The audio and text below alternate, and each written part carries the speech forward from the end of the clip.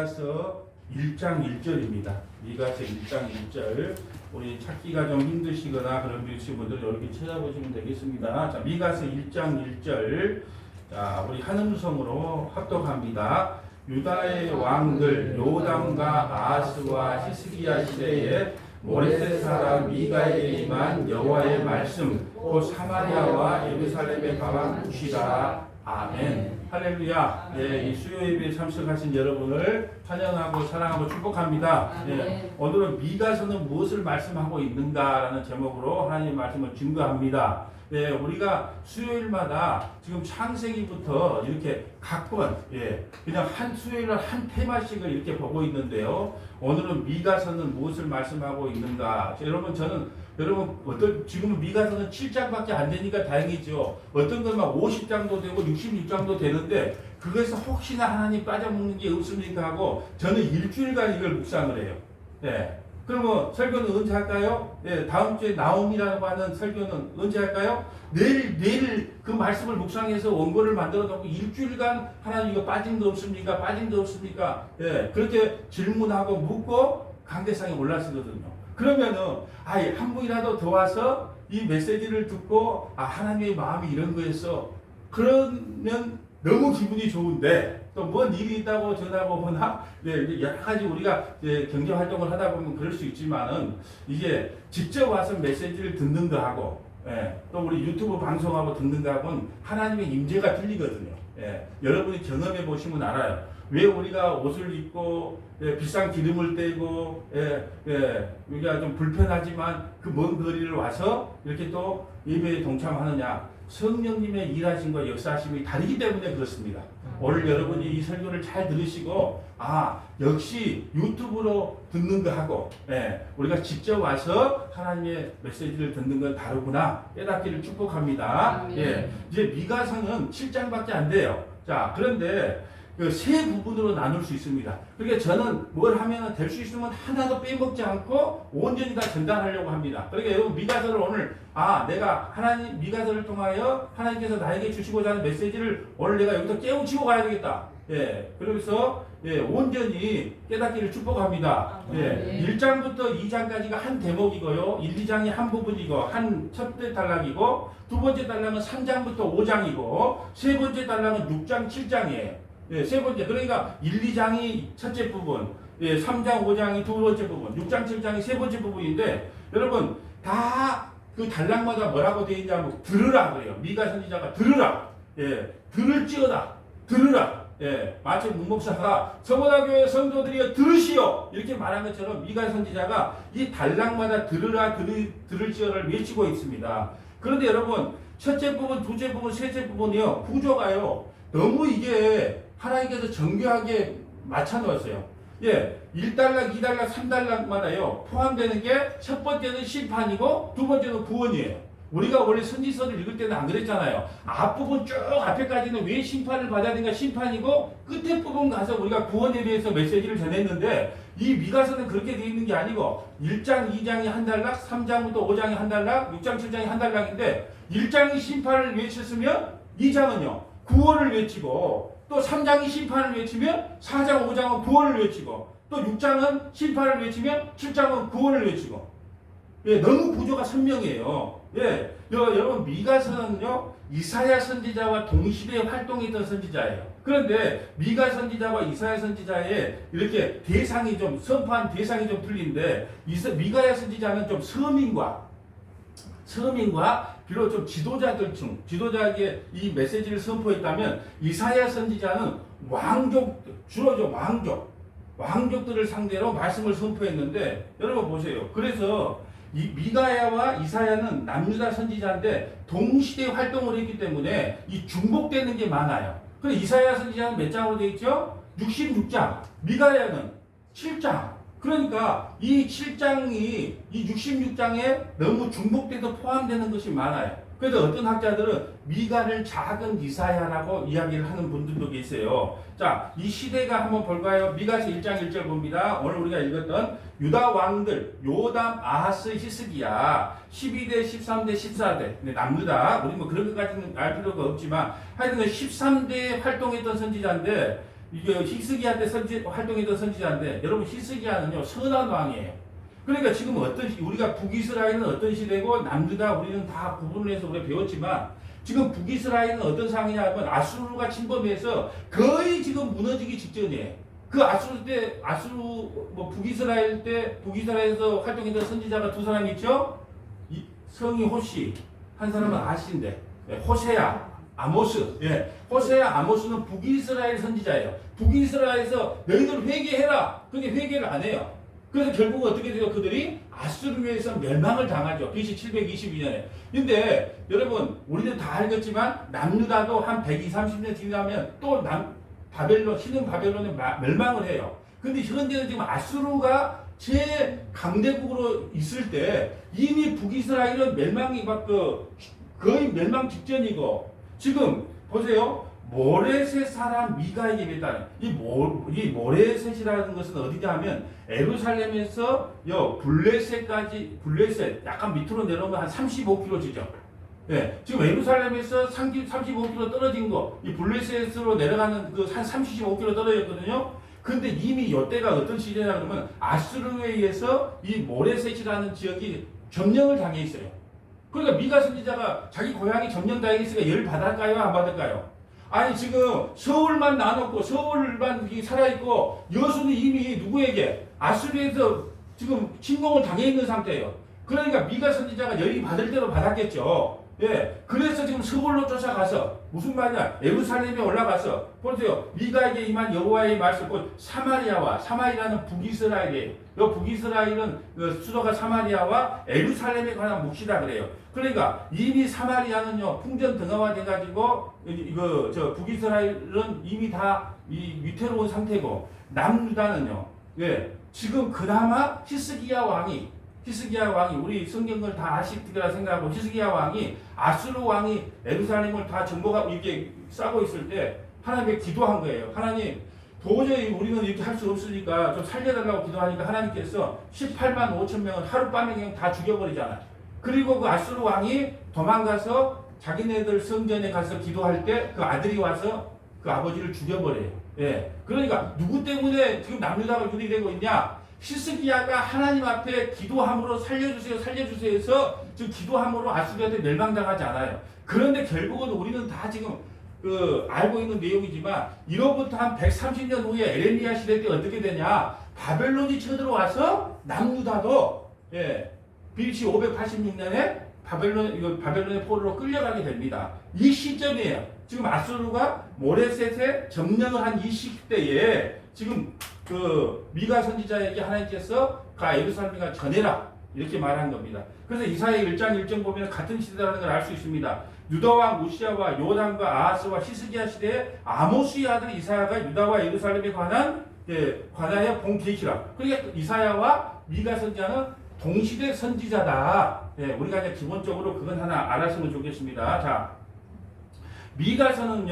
미가서의 구성은 이사와 같은 앞부분은 죄 문제를 심판하였다가 그런데 보세요. 지금 우리가 이사야를 다 살펴봤어요. 박권을 1장부터 39장까지는 이 구약에 대한 내용이고 40장부터 66장 그러니까 신약은 27권으로 되어 있잖아요. 그것은 다 신약에 대한 내용이에요. 39권까지는 이사야는 39장까지는 심판에 대한 내용이고 나머지 40장부터는 신약에 관한 내용을 기록하면서 구원을 이야기했지만 아까 미가야서는요 세 부분으로 나눌 때마다 구원과 심판과 구원을 이렇게 같이 경고를 했다는 겁니다. 그러면 여러분 모든 선지서를 보면요 앞부분은 다 심판, 뒷부분은 구원을 설명하는데 왜 그랬을까요?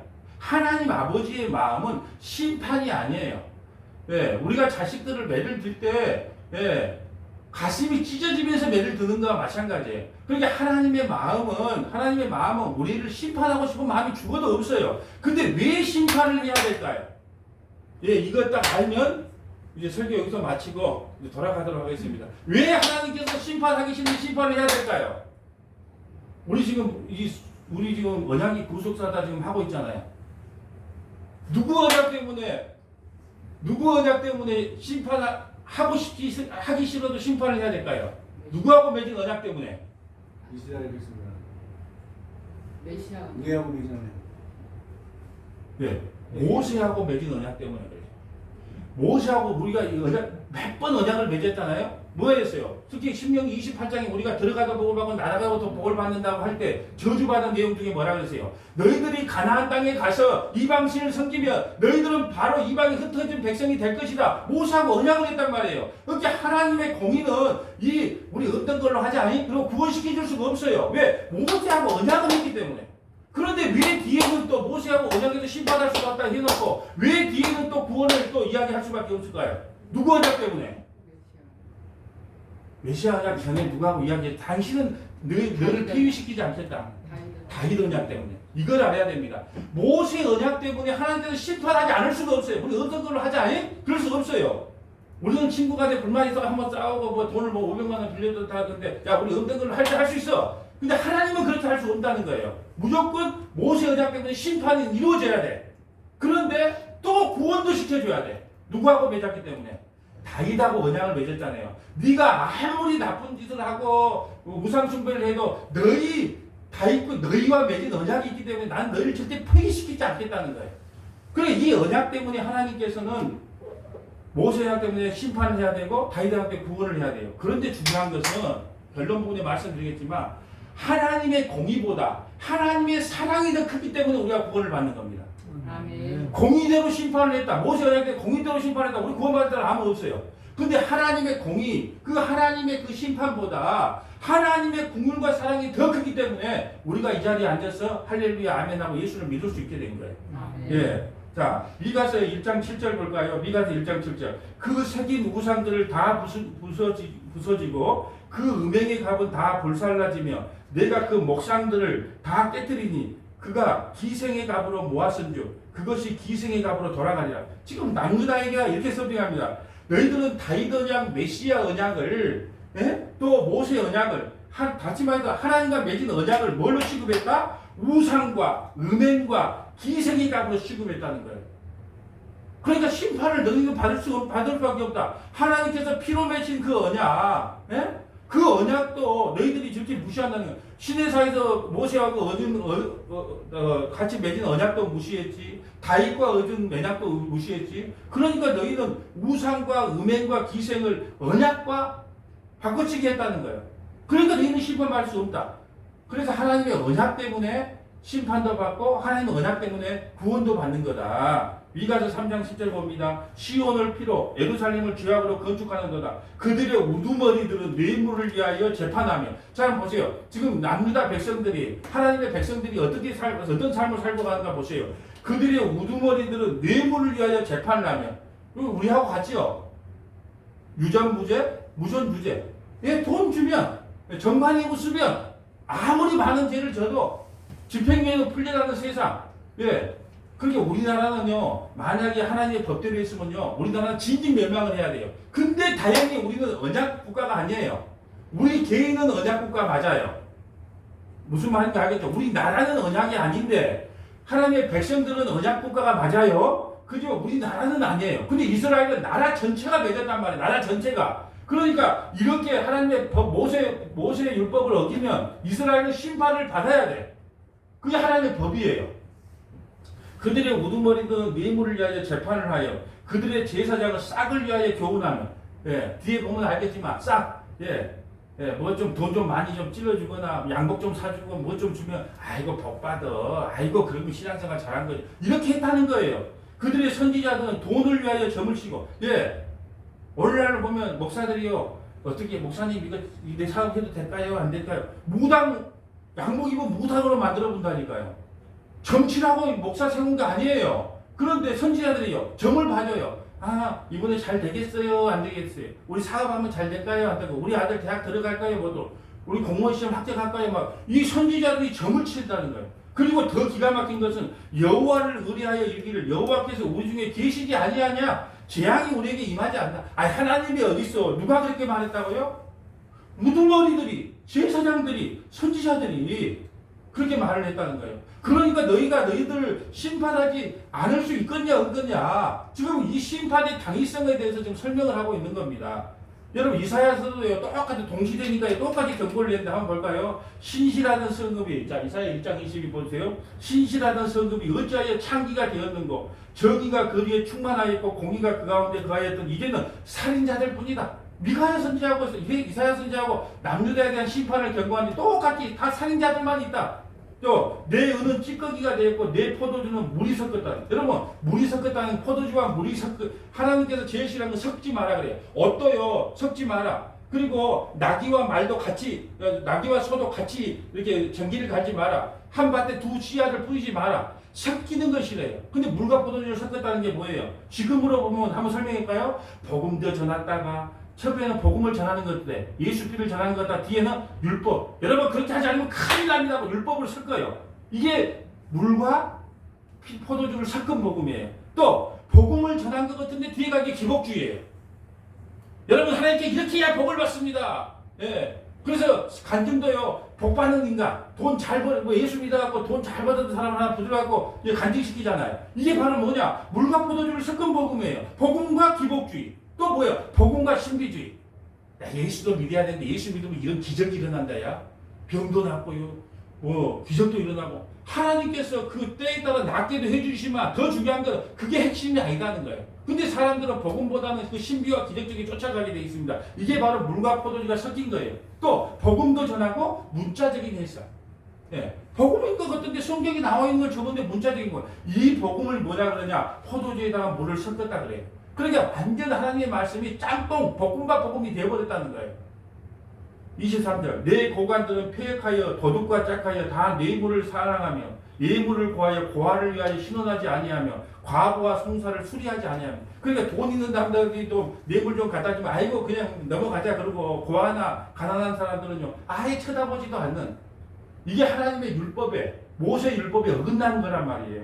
율법의 나라에서 율법이 무너졌기 때문에 심판이 임할 수밖에 없다는 거예요. 그 현실 속에서 미가야 선지자는 예통을 합니다. 예통을 해요. 근데 다행인 것은요. 북이스라엘의 아모스, 호세아 선지자는 아무리 회개를 외쳐도 그들은 돌아보지 않았습니다. 그런데 다행히 미가와 이사야 선지자가 회개하자 이 히스기야 왕은 내가 잘못했구나 하고 잠깐 한 100년 동안이라도 그 더 유지할 수가 있었던 거예요. 그래 기도함으로 그 아수르의 심판을 피할 수 있었다는 겁니다.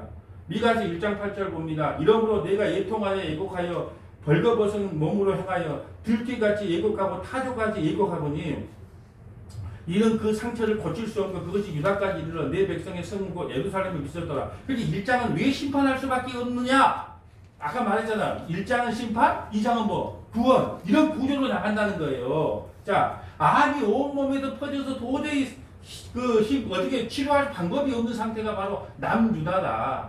그것이 1장이 선포예요. 그래서 2장은 또 구원한다는 이야기가 나옵니다. 이제 이 재앙을 내리겠다고 말합니다. 그러니까 미가서 3장 12절 볼까요? 계속 지금 심판에 관해서 먼저 보고 뒤에는 구원을 베푸는 내용을 볼 거예요. 심판에 관한 내용을 먼저 봅니다. 미가서 3장 12절 왜 심판받아야 되냐? 이러므로 너희로 말미암아 시온은 갈아엎은 밭이 되고 예루살렘은 무더기가 되고 성전에 사는 수풀의 높은 곳이 되리라. 폐역하게 된다는 겁니다.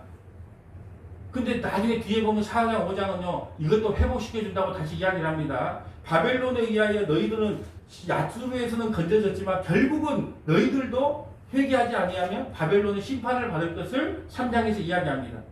여러분 우리가 예수님이 이 땅에 오셨을 때 로마 시대였거든요. 로마 시대 당시에도 예수님이 예언한 것이 있어요. 돌 하나도 돌 위에 남기지 않고 무너뜨리겠다. 마태복음 24장 2절 봅니다. 대답하여 이르시되 너희가 이 모든 것을 보지 못하느냐? 내가 진실로 너에게 이르노니 돌 하나도 돌 위에 남지 않고 다 무너뜨리겠다. 여러분 보세요. 예수님이 왔을 당시에도 그 제사장이나 서기관들이나 유대인들을 보니까 도저히 이거는 구원받을 희망이 안 보여. 그러니까 지금 성경이 십자가로 몰아가는 거예요. 우리를 잘 들어야 됩니다. 구약에 그렇게 선지자들이 와서 회개하라 해도 된다 안 된다? 안 돼. 예수님이 이 땅에 와서 너희들 대대장들 서기관들 그렇게 살면 안 된다. 그게 신앙생활 아니다고 유대인들한테 말했는데 당신이 예수야? 아니면 우리는 힘 있는 예수를 원해. 너가 당신 같은 사람 원하지 않아. 그러니까 지금 우리 성경은요 어디로 몰아가냐? 인간은 안 돼. 그래서 뭐가 필요하다? 십자가 외에는 다른 길이 없구나를 몰아가는 거예요. 예수님 당시에도 그랬다니까요. 그리고 예수님께서 뭐라 그랬어요? 도리에 돌아가 남기지 않고 다 무너뜨린다. 너희의 행위로는, 너희의 율법으로는 도저히 구원받을 수 없다는 것을 설명합니다. 여러분, 왜 이토록 예루살렘이 창기같이 타락을 했는가요? 미가서 3장 11절 봅니다.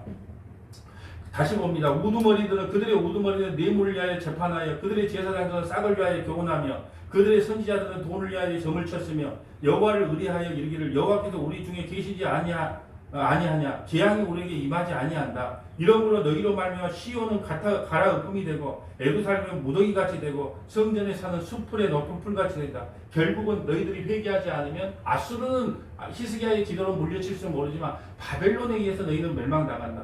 미가서 3장 2절 너희가 선을 미워하고 악을 기뻐하여 내 백성의 가죽을 벗기고 그 뼈의 살을 뜯어먹고. 여러분 보세요. 지도자라고 하는 사람들이 백성을 위해서 생명을 걸고 목숨을 걸어줘야 되잖아요.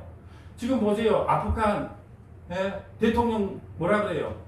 오자마자 원래 그렇게 빨리 침공당할 줄 몰랐어요. 근데 뒷날에 차 3개에다가 돈 싣고 도망가 버리잖아요. 누가 나라를 지켜줍니까? 지도자라는 사람이 목숨을 걸고 지켰으며 자기 백성들 중에 미국에 협조했던 사람 아니면 정말 텔레반의 죽음을 당할 수 있는 사람 피할 기회를 줬을 거예요. 근데 자기가 먼저 돈 트럭 3개에다가 싣고 도망을 가니 그 나라를 누가 지킬 겁니까? 이게 지금 누구 모습이에요? 아프가니스탄의 지도자 대통령의 모습이 지금 누구의 모습이었냐? 바로 이스라엘의 모습이었다는 거예요. 저는 요즘 텔레반의 그 사건을 보면서 9.11 테러도 조금 이따 제가 뒤에 가면 설명하겠지만 그것도 다시 떠오르고요. 망감이 교차하더라고요. 지금 이스라엘이 그랬다니까요. 선을 미워하고 악을 기뻐하고 내 백성의 가죽을 벗기고 그 돈 다 어디서 났을 거예요? 백성의 뼈를 다 탈취했을 거 아니에요. 자기가 순수히 땀 모아 그 피땀 흘려서 번 돈 갖고 도망갔을까요? 그런 상태였단 말이에요. 그들의 살을 먹으며 그 가죽을 벗기며 그 뼈를 꺾어 다지기를 냄비와 솥 가운데 담을 고기처럼 하더라. 냄비와 솥처럼 냄비 솥단지에다가 돈을 이빨 싸고 도망간 그 삶을 누가 살았다. 지금 남유다의 어장의 백성이라고 하는 그들이 이렇게 살았다는 거예요. 내 백성을 유혹하는 선지자들은 이에 물것을 주며 평강을 외치나. 뭐예요? 물것을 주며 먹을 거 입을 거 주면 야 평강하다 무슨 전쟁이 있어. 평강을 해줘. 그 입에 무엇을 채워주지 아니하는 자에게는 전쟁을 준비한다. 뭐 안 채워주면 네가 목사 그렇게 대접해하고 잘 될 것 같아? 이걸 지금 이 시대로 하면요 하나님의 말씀보다는 개인이 추앙받고 개인이 존경받으면 신앙생활 잘하고 있습니다. 그리고 자기한테 좀 못되게 보면 어떻게 해요? 그리고 하나님의 심판이 일어나. 여러분 어디서 많이 듣던 말 같지 않아요? 저는 그러면 누가 어떤 목사한테 대항을 했더만 며느리가 암에 걸렸어. 뭐해서 걸렸어.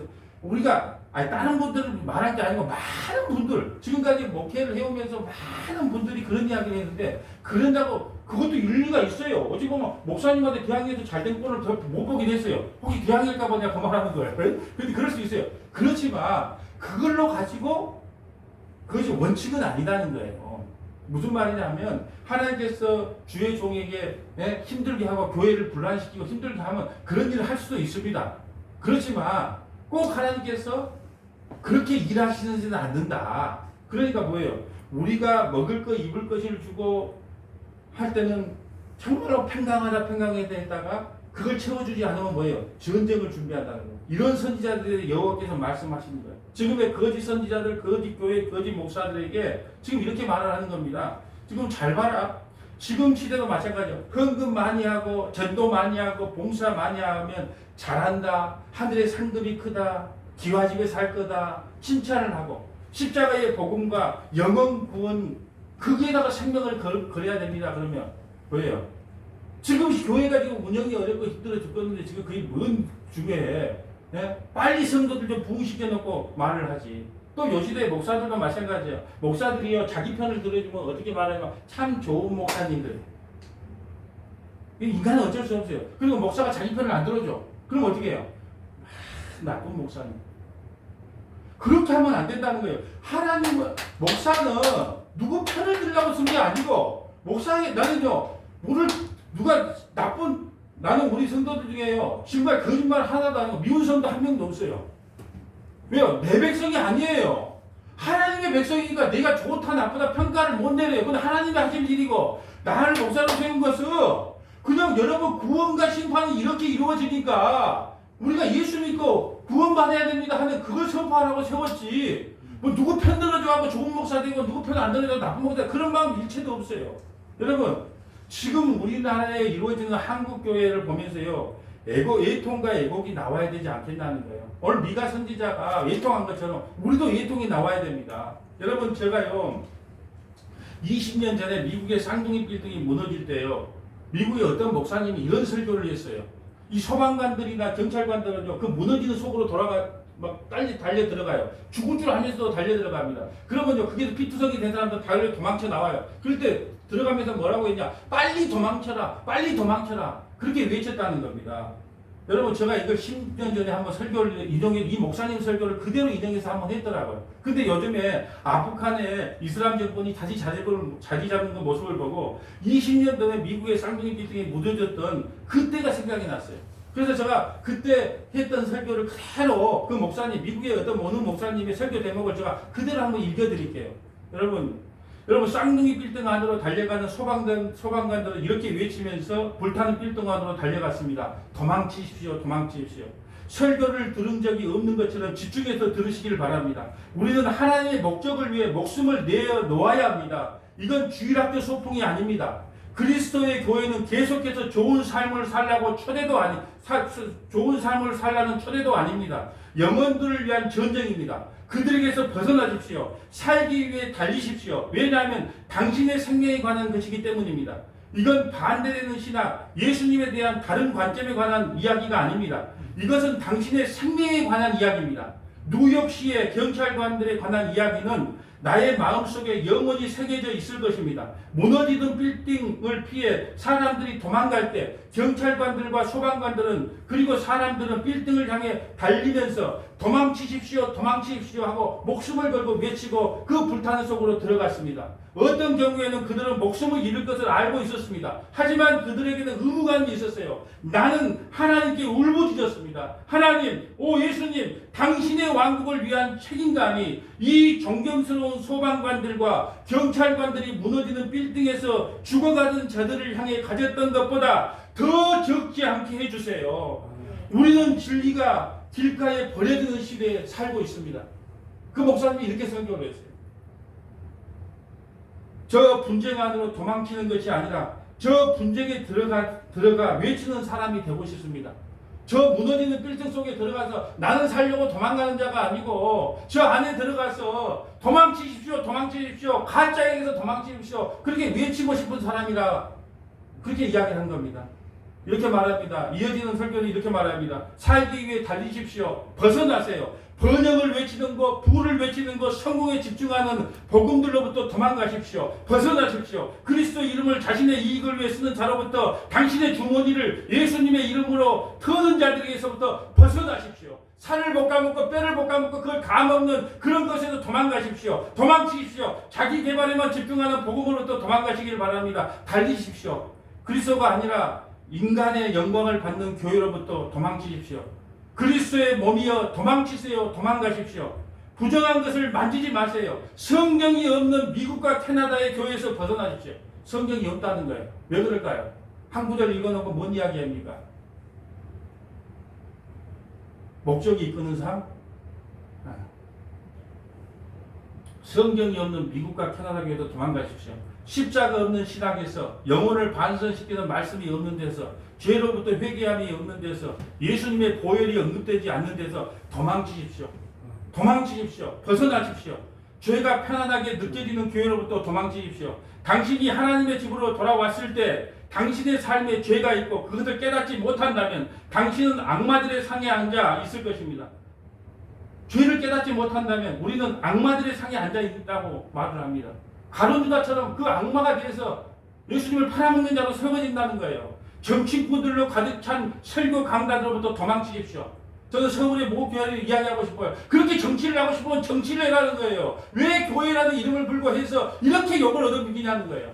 정치꾼들로 가득 찬 설교 강단에서부터 도망치십시오. 그들은 하나님의 강단을 개인적인 정치 성향을 위해 사용하고 있습니다. 도망치십시오. 인종과 문화차별을 외치는 자로부터 도망치십시오. 여러분, 인종차별과 문화차별을 외치는 것이 교회가 아니라는 거예요. 달리세요, 달리세요, 벗어나세요. 전원을 내리시고 그것으로 도망가세요. 그들은 하나님께 대한 아무것도 알지 못합니다. 부정하고 순차적인 운동과 목적 없고 공허한 예언으로부터 달려나가십시오. 사랑스러운 서머나 교회여, 생명을 위해 달리십시오. 서서 이야기와 농담하는 설교자로부터 도망가십시오. 달리십시오, 달리십시오. 제발 달리십시오.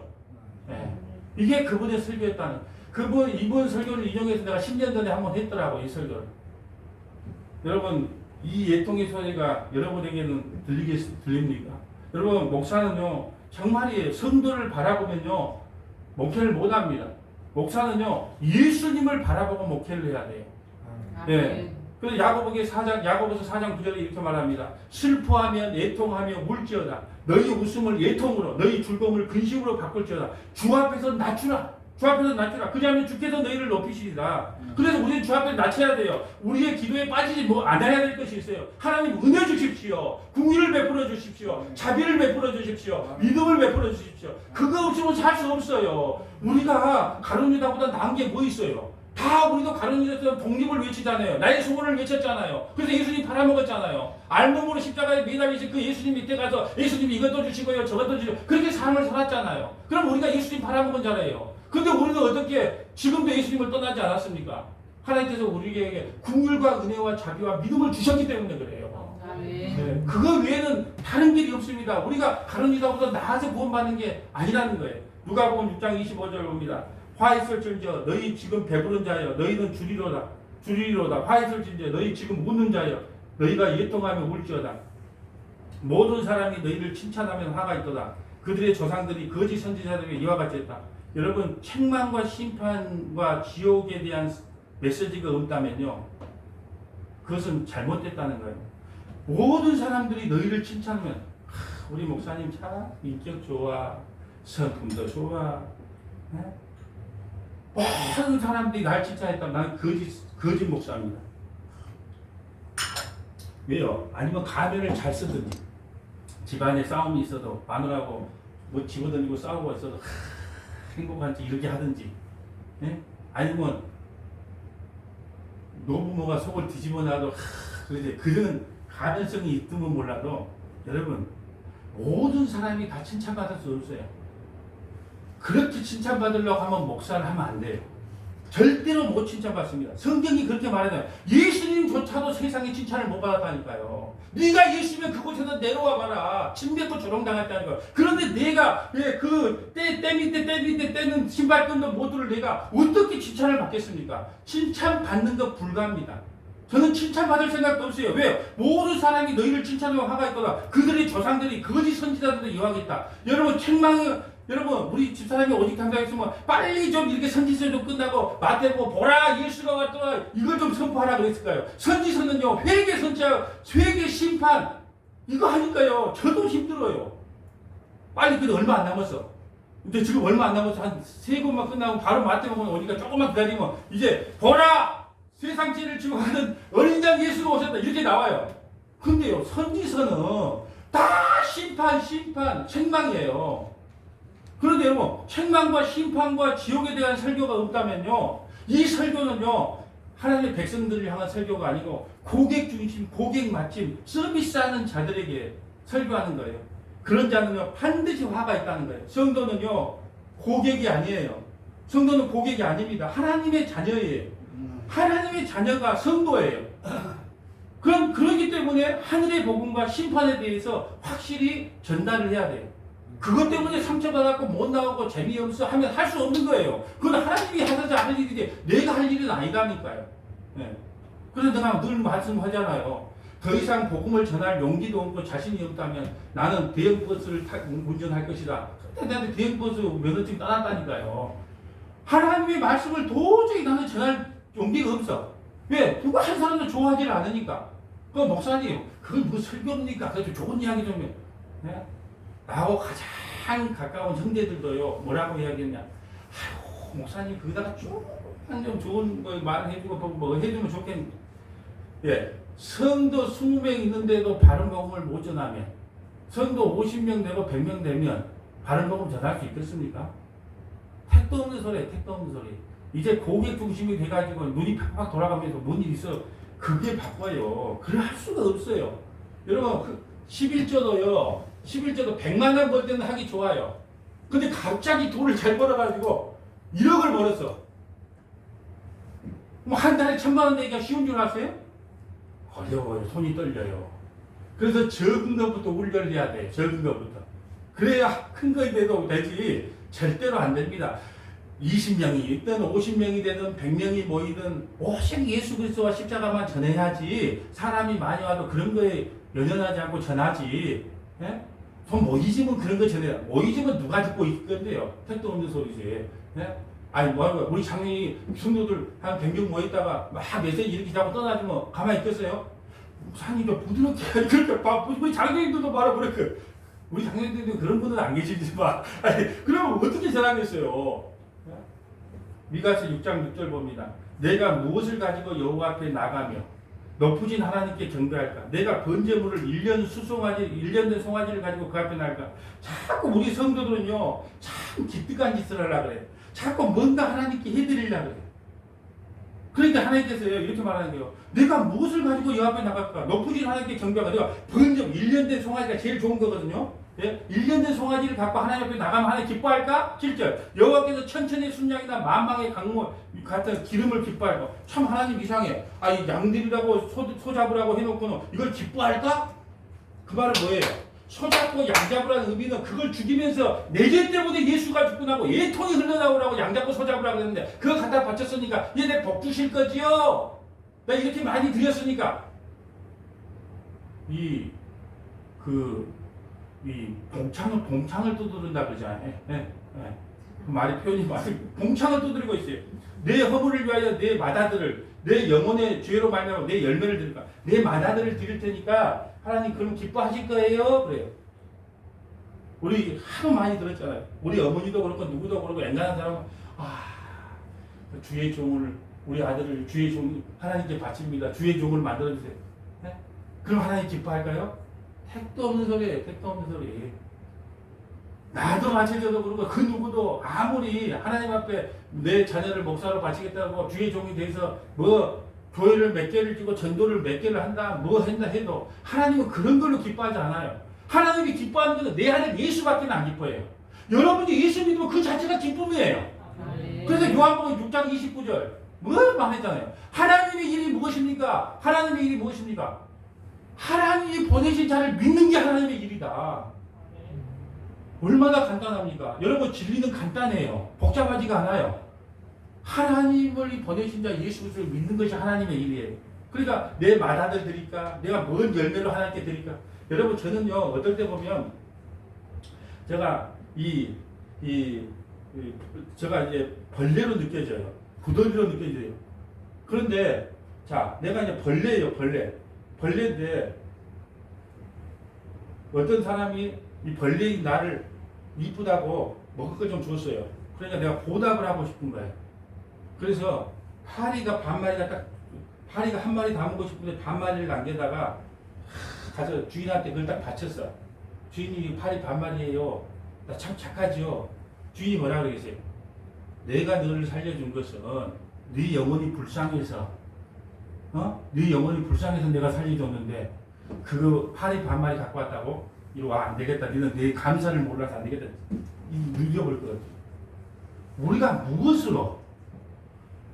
무엇으로 하나님을 기쁘게 한단 말입니까? 기쁘게 할 수 있다고 막 선동을 했는데, 저는 도저히 뭘 해도 기쁘게 안 해. 내가 죄인인 거라고 회개하고 예수님 붙잡고 십자가 안으로 달려갈 때만 하나님이 기뻐해요. 그 나머지에는 하나님께서 우리에게 바라는 요구가 없어요. 여러분이 은혜 받으면 여러분 하나님 앞에요 뭘 드리려고 할 때 억지로나 인색하게 하지 마세요. 여러분 하나님의 그 십자가의 사랑이 너무너무 크고 위대하게 느껴지면요 제발 하지 마라 그래도 한다니까요. 목사님의 복음이 너무나 이게 확실하고 선명하다 그러면요. 예, 이번에 언약이 구색사랑하고 출판을 할 때 단돈 10만 원이나 보태준다니까요. 이게 맞아갖고 미국판, 영어판 다 이렇게 만들어져서 중국판으로 다 수출될 수 있으니까 그거 보태줄 수 있어요. 근데 억지로 다 인색하지 말고 이게 맞다면 할 수 있어요. 그럼 하나님 기쁘게 받으세요. 근데 억지로 다 인색하기나 손은 떨리는데 이게 넣을까 말까 그럼 안 넣어야지요. 근데 하나님의 은혜가 너무너무 위대하다. 십자가의 사랑이 너무너무 크다. 하지 말라 그래요. 그때 하나님 받으세요. 왜? 네가 내 사랑과 내 은혜가 무엇인지 이제 알았구나. 내가 내가 준 거 내 받을게. 이렇게 되는 겁니다. 그래서 성경에 보면 억지로나 인색하게 하지 마라 그럽니다. 8절 봅니다. 사람아 주께서 선한 것이 무엇임을 내가 보이셨냐. 여호와께서 내게 구하는 것은 오직 정의를 행하며 인자를 사랑하며 겸손하여 네 하나님과 함께하는 것이 아니냐. 하나님이 좋아하시는 것은요, 우리를 향하실 뜻은요, 공의, 겸손, 사랑이에요. 이게 신앙의 핵심이에요. 공의, 겸손, 사랑. 여러분, 정의를 사랑하고 인자를 사랑하라는 말은 뭘까요? 정의를 사랑하라는 말은 뭐예요? 이웃과 바른 관계를 맺으라는 거예요. 이웃이 누구라 그랬습니까? 901동 옆집에 사는 사람? 아니요. 내 이웃을 내 몸과 같이 사랑하라는 것은요, 우리를 이야기합니다. 형제 자매들 지체를 이야기합니다. 그것이 이웃이에요. 예수님 우리의 머리, 손과 다리는 뭐예요? 이웃이잖아요. 이웃. 다른 말로 지체, 형제잖아요. 그걸 이웃이라고 그러는 겁니다. 예수 안 믿는 사람을 이웃이라고 하지를 않아요. 한 몸의 지체자느냐. 지체다. 그 이웃을 내 몸과 같이 사랑하라는 거예요. 그러니까 뭐야? 정의를 사랑하라는 것은요, 성도들과 올바른 관계를 맺자는 거예요. 그리고 인자를 사랑하는 것은요, 하나님과의 바른 관계를 맺는 거예요. 하나님께서 우리에게 원하시는 것은요, 성도들과 바른 관계 맺어라. 좀 못나면 어떠냐. 좀 교회 좀 속상하게 하면 어떠냐. 좀 엉뚱한 이야기 하면 어떠냐. 그들도 하나님의 백성인데, 그리고 정의를 실천하는 거예요. 그들을 사랑하라는 거예요. 그리고 하나님 앞에는요, 서로 인자를 사랑하라. 하나님과의 바른 관계를 맺으라는 거예요. 그리고 하나님과 동행하라는 겁니다. 하나님께서 원하시는 게 그거예요. 성도들과 바른 관계 맺어라. 하나님과의 바른 관계를 맺어라. 그리고 나서 나와 함께 가자. 나와 함께 가자. 여러분, 정말로 이런 생각이 들더라고요. 예, 어떨 때 저녁에 잘 때마다 이렇게 눈 뜨고 자면서요, 내가 하나님 앞에 과연 몇 번이나 물었던가? 내가 과연 하나님을 몇 번이나 물었던가? 그러니까 제가 그 정도인데, 물론 이제 여러분 중에도 다 묻은 분이 계실 건데 이제 그렇게 할 수도 있지만, 그런 회개가 되는 거예요. 내가 몇 번이나 물었던가? 하나님, 살찌는데 라면 먹어도 됩니까? 안 먹어도 됩니까? 이것도 물어봐야 돼요. 하나님, 촬영원이 나가는데 5시 반에 출발할까요? 5시에 나가야 될까요? 아니, 응답이 없더라도 하나님 그 기차에서 미안해 안 해줄 수도 있어요. 근데 나머지 건 누가 책임져요? 부모한테 이야기했으니까 부모한테 보고는 해야 될 거 아니에요. 그렇게 습관을 들이다 보면요, 살아날 수 있습니다. 계속 물어봐. 하나님, 오늘 생일날인데 부부싸움 해야 될까요? 말아야 될까요? 네? 뭐든지 한번 물어보세요. 나 오늘 사기 좀 쳐야 되겠는데 하나님 사기 좀 쳐도 될까요? 이게 하나님과 동행하는 삶이에요. 근데 나도 안 물어봐요. 왜? 그래 하면 안 되는 줄 알거든. 여러분, 몰라서 뭐 안 지켜요? 여러분, 주일 성서, 수요 예배, 금요 기도회, 금요 성경 공부, 여러분 몰라서 안 옵니까? 아니에요. 다 알아도 인간은요, 그걸 지킬 힘이 없어서 안 물어보는 거예요. 그런데 하나님 이제 전략을 좀 바꾸려고 해요. 하나님께 물어보려고. 일단은 하나님께서 오케이를 하든 안 하든 간에 일단 우리가 하나님과 동행하는 것을 물어봐야 돼. 그러니까 여러분, 오늘 말씀 중에 중요한 핵심이 그거예요. 너희는 성도들과 바른 관계를 맺어라. 여기는 목사도 포함됩니다. 목사도 성도예요. 목사 그만두면 성도로 남습니다. 그러니까 목사와 성도들 바른 관계를 맺고, 그 다음에 하나님과의 바른 관계를, 그럼 하나님과의 바른 관계를 맺으려면 어디로 들어가야 될까요? 십자가로 달려들어가야 하나님과의 바른 관계를 맺어요. 그 중보자 없이는 안 되거든요. 사닥다리 예수님 아니면 안 돼. 예수님을 믿는 것이 하나님과의 바른 관계를 맺는 거예요. 그리고 세 번째는 뭐예요? 하나님과 동행하라는 거예요. 늘 물어가는 물어가. 여러분 무슨 것으로 자 오늘 수요일날 오늘 또 이 설교를 들을 건데 나는 뭐라 할 건데 오늘 뭐 하나님 오늘 회식을 이것만 물어봐서 하나님 오늘 회식을 가야 될까요? 수요 예배를 드리러 가야 될까요? 이렇게 한 분만 물어봤다고 예? 여기 지금 몇 분도 앉아 계실 건데 전화도 받아 예? 물론 저는 이해합니다. 왜요? 아까 말했잖아요. 돈을 벌어서 생활을 해야 되고 자식도 먹여 살려야 되고 예, 부모도 모셔야 되고 예, 사람 도리도 해야 되고 왜 모르겠어요. 또 자기 위치도 있고 다 알죠. 그렇지만 하나님께 한 번이라도 물어봤다면 그 발걸음이 그렇게 유쾌하지는 않을 거다. 네, 그러니까 하나님과 동행한다는 것은 하나님과 묻고 가라. 여러분 그런데 이스라엘이 어떻게 했냐 그러면요. 아합의 집에 율법조를 따랐대요. 여러분 아합이 누구인 줄 알죠? 북이스라엘에서 최고의 악한 왕이요. 아합이. 모든 걸 합해도 이보다는 악할 수가 없다. 그래서 아합이에요. 모든 걸 합해도 이보다는 악할 수가 없다. 모든 왕 중에 제일 악한 왕이 아합이에요. 근데 누가 일쟁했다고요? 남유다가. 미가서 6장 16절 봅니다. 너희가 오므리의 율례와 아합의 집의 모든 율법을 지키고 참 히스기야나 여호사밧이나 좀 요시야나 좋은 왕들 얼마나 많아. 다윗 왕도 있고. 근데 하필이면 아합 집의 모든 율법을 지키고 그들의 전통을 따르니 내가 너희를 향하여 그의 주민을 사람의 조속거리로 만들리라. 너희가 내 백성 수욕을 당하리라 하시더니 하나님은 당장으로 심판을 해야지만 하지만 절망 가운데 소망을 주셨다는 겁니다. 자 이제는 절망을 넘어서 소망의 말씀 몇 군데가 보고 마칠게요. 여러분, 저는 이 말만 하고 싶고요. 저도 하나님의 은혜와 자비가 하나님의 공의, 하나님의 심판보다 더 크기 때문에 우리 삶에 절망이 찾아온다 할지라도 면목 없이 하나님 앞에 나올 수 있는 겁니다. 다시 설명합니다. 하나님의 은혜와 자비와 긍휼이요, 하나님의 심판, 다른 말로 하나님의 공의보다 더 크기 때문에 우리가 하나님 앞에 어떠한 범죄를 저질러도 하나님 앞에 나와서 뻔뻔하게 나와서 하나님의 얼굴을 구하고 찾을 수 있다는 겁니다. 아멘. 그래서 지금부터는 소망의 말씀을 쭉 읽으면서 나가려고 합니다. 자, 첫 번째 소망. 미가서 아까 1장은 심판, 2장은 소망이라고 했어요. 2장 12절 봅니다. 야곱아, 내가 반드시 너희 물을 다 모으리니 내가 반드시 이스라엘의 남은 자를 모으고 구원받는 백성이 있다는 거예요. 그들의 한 처소에 두기를 보스라의 양떼같이. 보스라는요, 이사야 63장 1절에 메시아가 이곳에서 온다는, 그러니까 확실히는 모르지만 베들레헴의 어떤 상징적 의미가 아닌가. 왜? 이사야 63장 1절에 보스라의 양떼에서 온다 그랬거든요. 초장의 양떼같이 하리니 사람들이 크게 떠들 것이며 길을 여는 자가 그들 앞에 올라가서. 길을 여는 자 누구예요? 예수님보다 먼저 길을 여는 자가 누구예요? 누구 요한? 세례 요한. 길을 여는 자가 올라가서 그들의 길을 열어 성문에 이르러서는 그리로 나갈 것이며 그들의 왕이 앞서 가면서 여호와께서는 선두로 가시리라. 주의 길을 예비하신 세례 요한을 통하여 그리스도가 성취될 것이다. 네, 이것을 구약에서부터 이야기를 합니다. 두 번째 소망. 자, 4장 5장에서 봅니다. 그럼 아까 3장은 뭐라 그랬어요? 심판. 4장 봅니다. 끝날에 이르러는 여호와의 전에 산들의 꼭대기에 굳게 서며 작은 산들 위에 뛰어나고 민족들이 그들로 몰려갈 것이며. 저와 있는 이방인들도요, 예루살렘으로 시온산으로 몰려갈 때가 있다는 거예요. 시온산, 예루살렘은 다 예수님을 상징합니다. 예수님 하면 우리가, 여러분 이 수요일 날요, 이 힘든데 이거 예수님께 몰려온 겁니다. 저와 여러분. 곧 많은 이방 사람들이 가며 이르기를 오라, 우리가 여호와의 산에 올라가자. 여호와의 산은요, 신의 산인데 그건 율법의 산이고 시온산, 예루살렘 산을 이야기합니다. 예루살렘 성전을 이야기해요.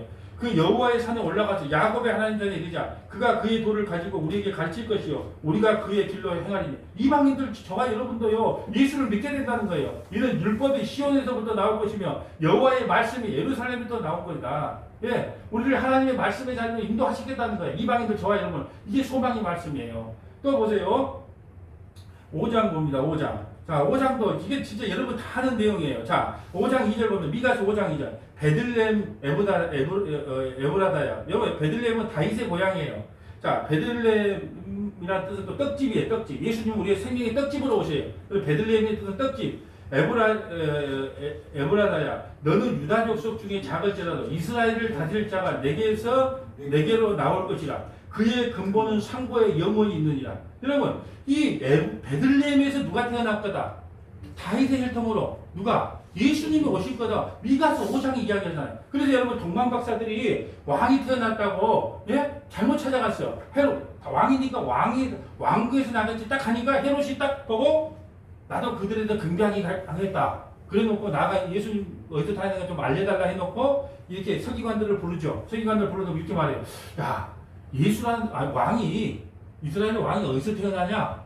그러니까 베들레헴에 태어났는데요. 금방 알아요. 서기관들은요 성경을 연구한 사람이니까. 그럼 이미 베들레헴에서 태어날 줄 알아요. 우리 찬송가 120장도 보면 찬송가 120장도 보면 그 베들레헴에서 태어날 그 찬송가 진짜 좋은 찬송가 너무 많아. 찬송가 오 베들레헴 작은 꼴 베들레헴 작은 꼴 너 잠들었느냐 별들만 높인 빛나고 잠잠히 있으니 저 놀라운 빛 지금 캄캄한 이 밤에 온 하늘 두루 비출 줄 너 어찌 모르느냐. 5절 오 베들레헴 예수님 내 마음에 오셔서 내 죄를 모두 사하시고 늘 함께 하소서.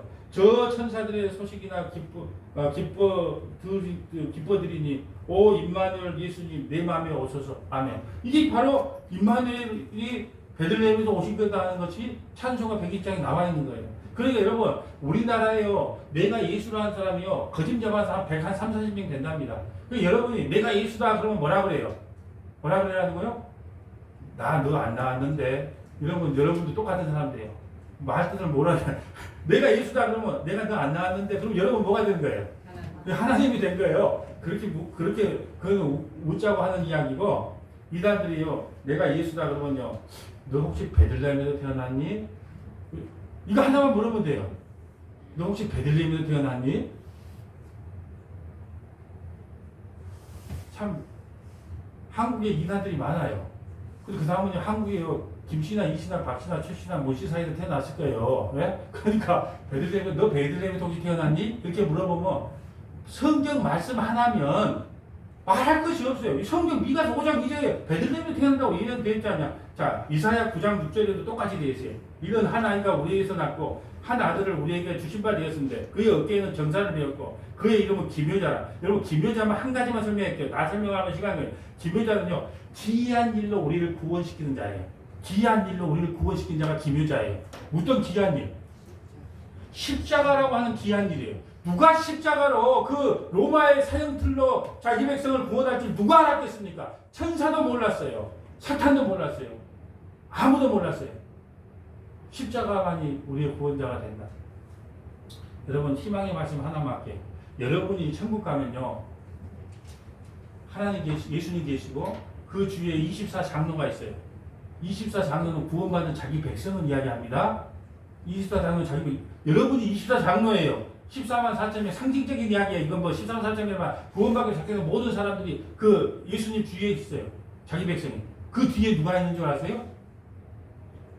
천사가 주인님 뭐 필요하십니까? 천사들이 우리를 돌고 있어요. 그 뒤에 세상의 모든 만물들이 돌고 있습니다. 우리가 천사보다 높다 낫다. 천사가 우리를 수동된다 이거. 예수님 1번 나 2번. 기쁘죠?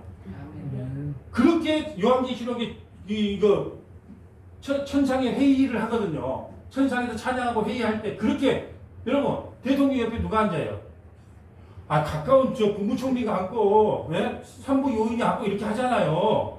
우리가 그런 자입니다. 조금만 좀 참으세요. 조금만. 기묘자라고 하는 것은 예수님은 그 기묘한 일, 십자가를 오늘 구원하시고 그분이 누구냐? 영존하신 아버지고 평강의 왕이다. 그 정사와 평강이 다음에 무궁하며 또 다윗의 왕자와 그의 나라와 군림하여 그의 나라를 굳게 세우고 지금 이후로 영원히 정의와 공의로 그를 보존하실 것이라. 만군의 여호와 열심히 누가 이룬다 그래요?